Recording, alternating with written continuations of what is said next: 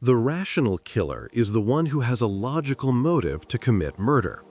The insane killer, on the other hand, is mentally ill and might kill without reason, or even over something trivial.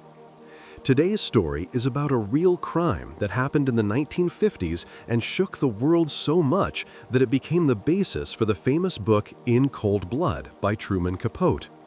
Through this story, we can understand the difference between a rational killer and a mad one. The story begins in 1959 in Holcomb, a small town in Kansas City, USA. On September 15th, the police discovered 4 bodies in a rural house. The first victim was the father, a man in his late 40s named Clutter. His body was terrifying.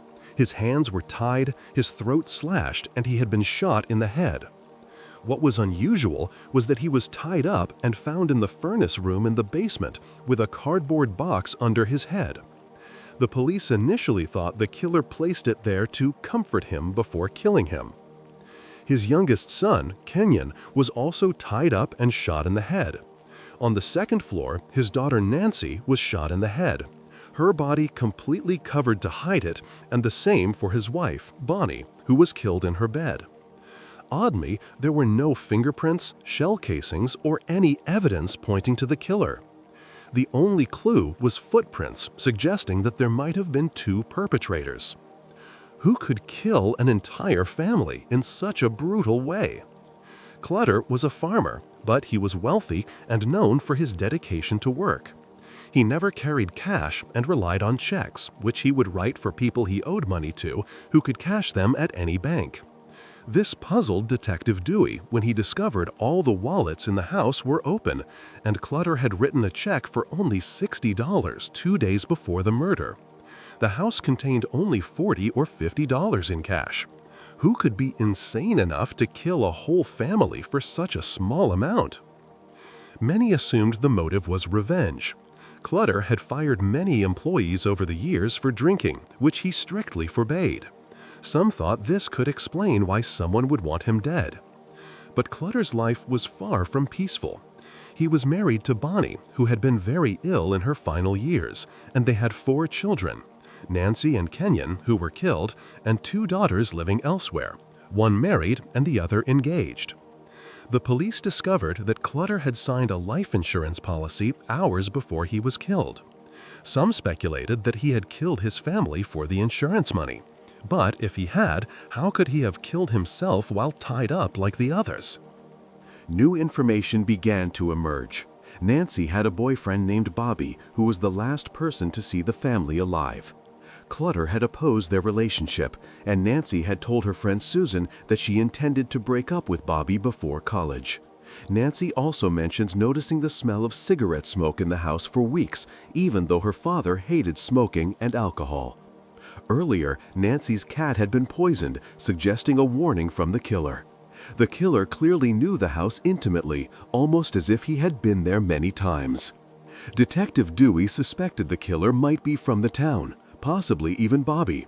But after questioning Bobby, who was devastated and repeatedly described his final moments with Nancy before the murder, it became clear he was innocent. Other neighbors reported hearing nothing unusual that night, despite the gunshots being very loud. The investigation revealed more about potential suspects. One was John Sr., 60, known as a fast shooter, who worked for Clutter and had been angered by being fired.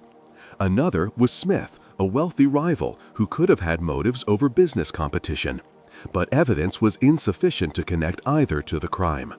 Clues began pointing toward former employees and criminals who knew about the Clutter household.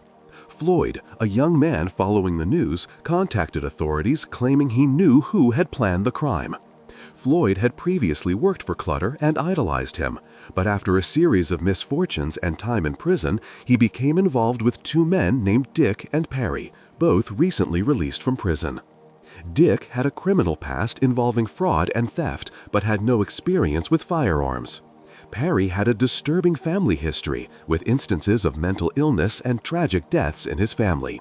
Investigations revealed that Dick and Perry had crossed the Mexican border and returned only to be caught for parole violations. They initially denied involvement, but eventually confessed after being confronted with evidence from Floyd and other details connecting them to the Clutter murders. Dick and Perry revealed that the plan had started as a robbery. Dick intended to find money in the house, but Perry became increasingly disturbed by Dick's intentions, particularly toward Nancy. During the robbery, Dick killed Nancy and Bonnie, while Perry tied the rest of the family in the basement. They executed the murders meticulously, leaving minimal evidence behind. Despite attempts by their defense lawyers to prove insanity, both were sentenced to death and executed after more than 2 years in prison.